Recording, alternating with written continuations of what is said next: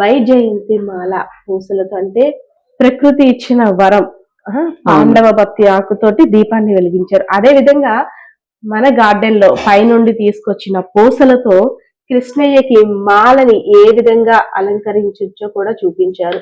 అంటే ఎలా ఈ పూసలకి కలర్ అది ఎలా వచ్చింది అంటే మనం గమనించలేమా? పూసల్ని గమనించవచ్చు ఎలా అనేసి అంటే ఫస్ట్ గ్రీన్ గా వస్తుంది పూస, తర్వాత అలా కలర్ చేంజ్ అవుతూ ఇలా వైట్ గా గానీ గ్రే కలర్ లో గానీ మారిపోతుంది అనమాట. మారిపోతా వస్తుంది కదా, కాడ ఎండిపోతుంది, అప్పుడు హార్వెస్ట్ రెడీ అయిపోయిందని అర్థం. మళ్ళీ ముట్టుకొని చేతిలోకి వచ్చేస్తుంది. వచ్చేసరికి ఇంతలా పెరిగి చక్కగా ఇది చూసారు కదా, ఇలాగ పెరిగి ఈ విధంగా చక్కగా మాల రెడీ అయిపోతుంది.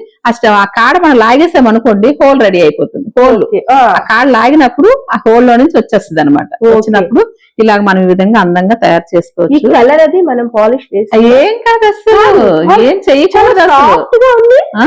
తేలిగ్గా సాఫ్ట్ గా అసలు వేసుకున్నామా లేదా మర్చిపోతాం కూడా, అంత తేలిగ్గా ఉంటుంది.